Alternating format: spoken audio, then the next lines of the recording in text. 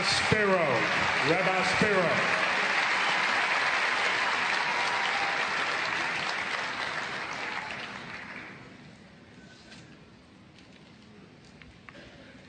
Fellow pastors, ladies and gentlemen, tonight is a momentous gathering, for we come not to speak to our parishioners in the pews, but we come instead to speak to each other.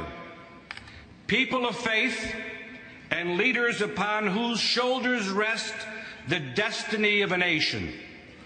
Leaders are those who proclaim that which is true, truths many are afraid to speak. During their bondage in Egypt, the Israelites began doubting their identity, who they were. They had lost their nerve and were afraid to utter the words that Moses, a leader, finally declared, which were, "And the Lord your God shall remember you and free you from bondage." With that declaration, the spirit of the people was revived and they were prepared to act. In our time, Ronald Reagan, a true American leader, declared the Soviet Union an evil empire. He proclaimed what the people knew, but because of loss of nerve and conditioning, did not say.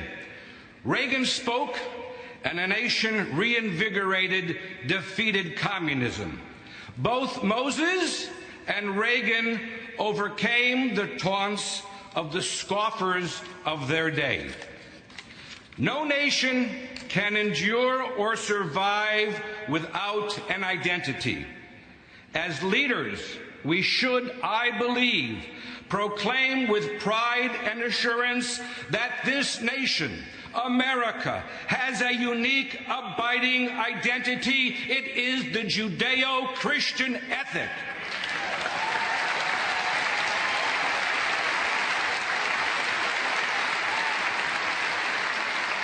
It is much more than a religious tenet and involves more than what are labeled the social issues.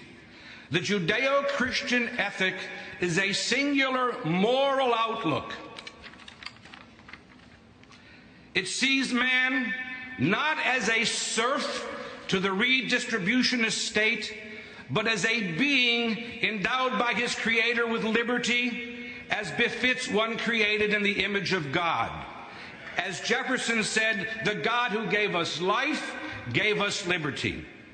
As a free moral agent capable of personal responsibility, man lives with dignity, is allowed to be the best he can be, and passes on to his children the fruits and promise of his labor. My friends, the Judeo-Christian ethic is even more than that. It is a heritage, our heritage, and it constitutes the American civilization.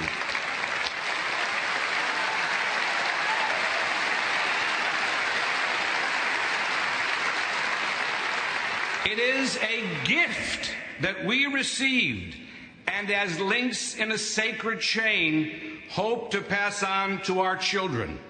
We have been blessed because of it, and our continued blessing and prosperity depend upon it, as does our freedom of speech and our economic freedom. No system can match or replace it. Alas, this glorious heritage is under deliberate attack by many whose goal it is to, yes, extinguish it. If allowed to continue, we and our posterity will be robbed of our heritage, our unique national outlook, our historic character. It will even change us as individuals. So this fight is our fight.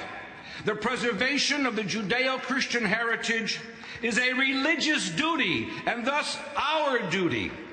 We as leaders must stand up, stand out, and push back. How can our people hear if we do not speak? If we do not act, how can they see?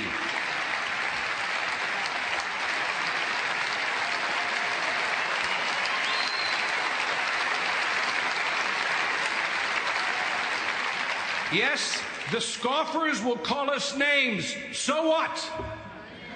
In my travels across this great land, I continue to witness Americans, our neighbors and friends, thirsting for men and women who will take lead and boldly proclaim the values and ethos that have produced this miracle on earth we call America.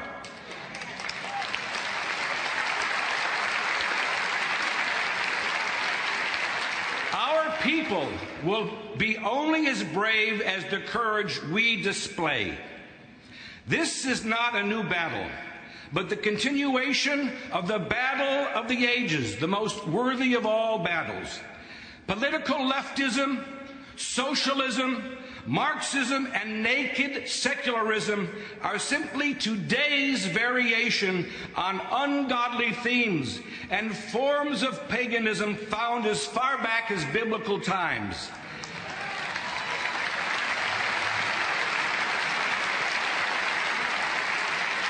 As outlooks on life, they are at their core immoral paradigms. Their so-called morality is but moral relativism. Their call for tolerance is but the wholesale abandonment of standards. But we know that standards are necessary for the preservation of civilization.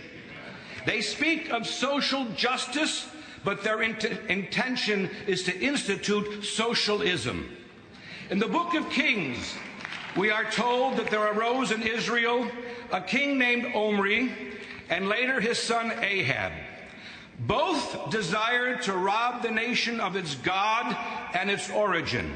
Both wished the nation to forget its identity and nationality. They wished to transform the nation. They subjugated the people and stole their vineyards and set up idols to contradict the nation's historic ethos. You see, with God there is liberty. Without God, and with an all-powerful state, subjugation and immorality set in. But Elijah and others fought the idols and the king, and the walls of leftist paganism came crumbling down. They acted. They were daring and brave. They restored love and faith. Back home in our communities, our people are looking to us for that bravery and assertiveness. Throughout history, patriots have sacrificed by dying for the cause, while others lived to fight for the cause, even if it meant years of name-calling and humiliation at the hand of the scoffers, those who in arrogance think so highly of themselves. Now you may ask, but what about render unto Caesar that which is Caesar's? No, my friends, in this nation we determine our Caesars and all the little Caesars.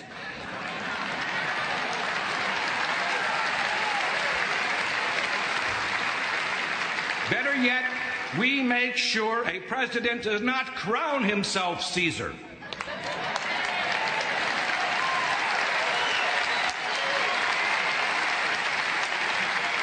The assault against our values and America began 50 years ago, around 1962.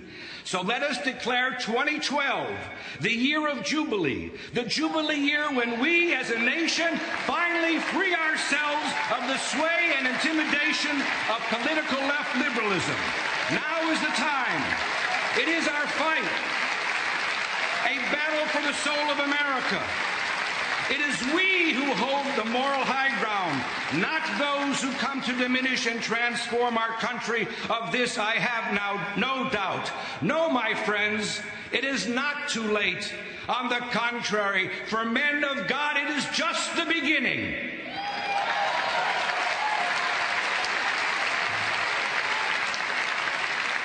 The Bible says, proclaim liberty throughout the land and to all the inheritance therein. Liberty and dignity both are godly and religious mandates. We people of faith will not seclude ourselves into isolated pockets of liberty. America has been the world's beacon of light and morality. Tonight we pledge that no man, not even a president, can rob us of that which is ours. Yes, we pledge, so help us God.